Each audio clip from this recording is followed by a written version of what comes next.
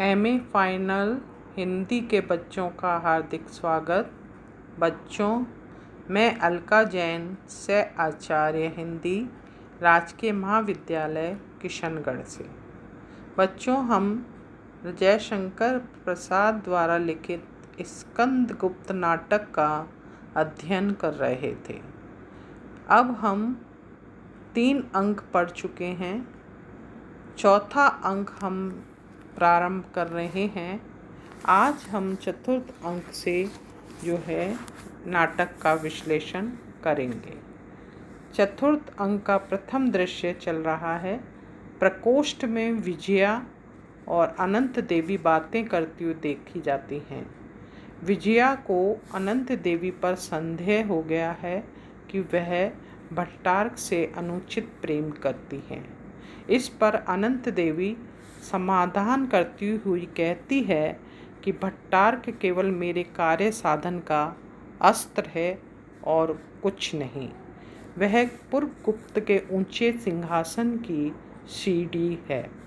अनंत देवी विजया को पुरगुप्त के लिए फिसलाना चाहती है, पर विजया कहती है कि प्रलोभन से, भय से कोई मुझको भट्टारक से वंचित नहीं कर सकता। प्रणय वंचिता स्त्रियां अपनी राह के रोड़े विघ्नों को दूर करने के लिए वज्र से भी दृढ़ होती हैं। विजया कहने को तो कह जाती है, पर जब वह अनंत देवी की उद्दीप्त बातें सुनती है तो भयभीत सी दिखाई देती है। उसे अपनी दुर्बलता का अनुभव होता है। उसी समय एकांत में बैठी हुई विजया के निकट एक पदच्युत नायक आता है। वह अपने को साम्राज्य की सेवा में एक सैनिक बताता है। विजया उसे हिंसक पशु कहकर तिरस्कार करती है तथा मानव जीवन का नाश करने वाला भयानक भेड़िया उसे बताती है। देव सेना का तिरस्कार करने से विजया को अब पश्चाताप करना पड़ रहा है। अंत में नायक के बनावटी रूप उतारने पर, सर्वनाग के प्रकट होने पर जब वह कहता है, आओ, यदि हम राज सिंहासन न प्रस्तुत कर सकें तो हमें अधीर न होना चाहिए। हम देश की प्रत्येक गली को झाड़ू देकर ही इतना स्वच्छ कर दें कि उस पर चलने वाले राज्य मार्ग का सुख पावें। तो प्रतिक्रिया स्वरूप विजया सद्मार्ग की ओर गतिशील दिखाई देती है। साथ ही भट्टारक की पिशाच लीला का भी संकेत मिलता है। और यहीं चतुर्थ अंक का प्रथम दृश्य समाप्त होता है। फिर खुलता है दूसरा दृश्य, जहाँ भट्टारक का शिविर का दृश्य है। महादेवी देवकी और भट्टारक की माँ कमला भी यहाँ विद्यमान हैं। देवकी स्कंद की स्मृति में दुखी दिखाई देती है और कमला अपने बेटे की कृतज्ञता पर।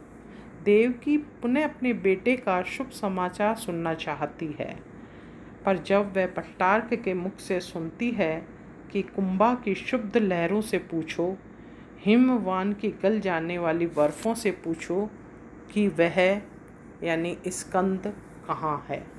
इस पर बेटे की मृत्यु का अनुमान करके महादेवी देवकी प्राण त्याग देती है। इस पर कमला बार बार भट्टारक को धिक्कारती है। स्कंदगुप्त न सही, पुरगुप्त सम्राट होगा। इस उक्ति में भट्टारक का अविवेक और नीचता टपकती है। कमला प्रायश्चित के लिए आत्महत्या के अतिरिक्त और कोई उपाय न देखकर निश्चय करती है। प्रतिक्रिया स्वरूप भट्टारक शत्रुता त्याग देता है और अंत में राज्य सम्मान के साथ आदरपूर्वक कमला और भट्टारक महादेवी देवकी की अंत्येष्टि क्रिया करते हैं। तृतीय दृश्य जो है वह खुलता है कश्मीर का प्रांत। इस दृश्य में जो न्यायाधिकरण का दृश्य है। न्यायाधीश के रूप में मात्रगुप्त बैठा हुआ है। उसके सम्मुख दंड नायक देवानंद और एक अवकुंठना वृद्धा स्त्री है।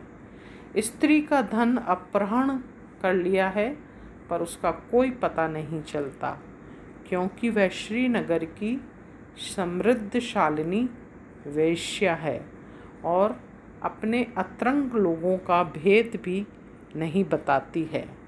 मात्रगुप्त को जब उसका नाम मालिनी ज्ञात होता है, तब मात्रगुप्त देवानंद को जाने के लिए कहता है और अपनी शंका निवारण के लिए मालिनी का मुख निहारता है। वह उसकी पूर्व परिचिता प्रेमिका निकलती है, पर मात्रगुप्त को उसकी वेश्यावृत्ति पर बहुत खेद होता है और दोनों इसको भाग्य का खेल मान लेते हैं। भविष्य में मात्रगुप्त अपनी प्रेमिका के उस रूप को विस्तृत करने की धारणा बताता है। उसके जाने के पश्चात चर द्वारा मात्रगुप्त को यह सूचना मिलती है कि सम्राट स्कंदगुप्त का अभी तक पता नहीं चला है और पचनद प्रदेश के हुणों के अधिकार में है। वे अब कश्मीर पर भी आक्रमण करना चाहते हैं। अंत में स्वागत कथन से मात्रगुप्त की भावुकता और ककक हृदय की अनुभूति होती है। साथ ही सम्राट के प्रति उनकी निष्ठा भी प्रकट होती है। यहीं हमारा चतुर्थ अंक का तृतीय दृश्य खत्म होता है और फिर शुरू होता है चौथा दृश्य। इस दृश्य से नगर प्रांत के पथ में धातुसेन और प्रख्यात कीर्ति की बातचीत होती दिखाई देती है। धातुसेन के लंबे कथन में प्रसाद का देश प्रेम और मानवता के प्रति प्रेम ही प्रकट हो रहा है। भारत की महानता के कारण ही तो यह देश प्रिय लगा है। यहाँ यह सूचना मिलती है कि महाबोधि बिहार के संग महास्तरवीर ने निर्वाण लाभ किया है, पर प्रख्यात कीर्ति के उस पद के लिए लालायित नहीं है। धातुसेन मात्रगुप्त से मिलने की इच्छा भी करता है। अंत में भिक्षु से सूचना मिलती है कि बिहार के समीप चतुष्पथ के चैत्य में ब्राह्मण बलि चढ़ाना चाहते हैं। इससे बौद्ध जनता उत्तेजित बताई गई है। परिणाम क्या होगा, इसके लिए पाठक उत्सुक हैं। इस्ते में ही पांचवा दृश्य खुल रहा है। उसमें बिहार के समीप चतुष्पथ में ब्राह्मण लोग बलि चढ़ाने के लिए तत्पर हैं और बौद्ध जनता उत्तेजित रूप से मंच पर दिखाई देती है। दंडनायक प्रवेश करके सबको संबोधित करके कहता है कि साम्राज्य की ऐसी डावाडोल स्थिति में क्षुद्र बातों के ऊपर पारस्परिक विषमता उत्पन्न करना उचित नहीं है। ब्राह्मण और श्रवण का तर्क वितर्क होता है।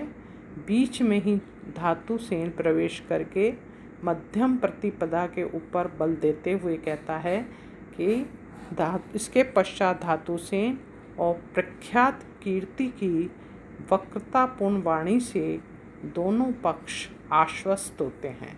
जनता देश की संकटकालीन स्थिति को समझती है।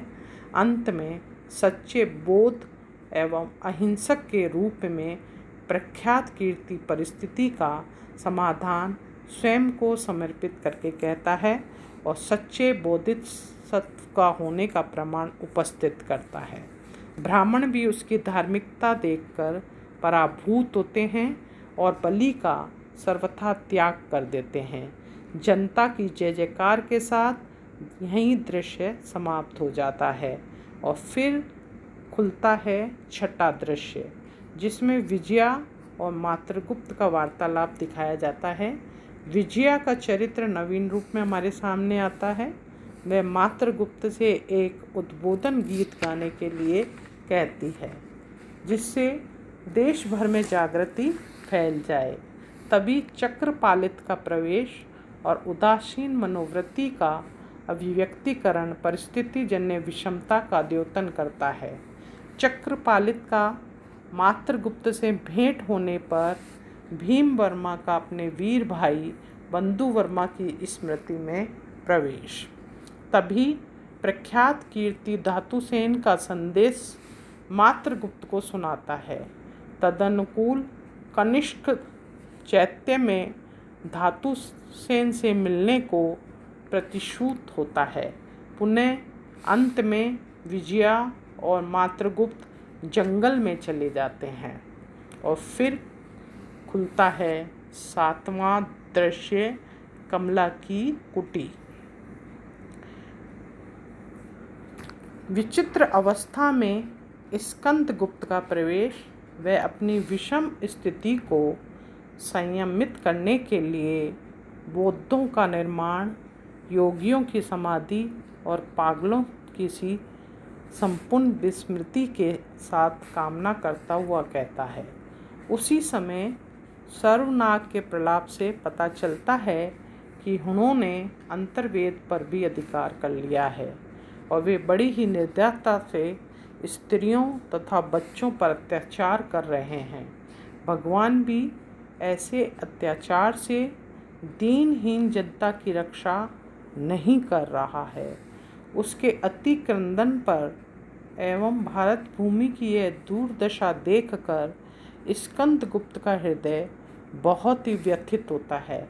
उसी समय रामा मंच पर आकर अपने बच्चों की स्मृति में करुण चित्कार करती है तथा स्पष्ट रूप से स्कंदगुप्त की पौरुषहीनता पर व्यंग करती है। उसी समय कुटिया का दरवाज़ा खोलकर कमला बाहर आती है और स्कंदगुप्त को आश्वासन देती है कि पौरुष और उत्साह का संग्रह करो, संसार पुनः तुम्हारे पीछे लग जाएगा।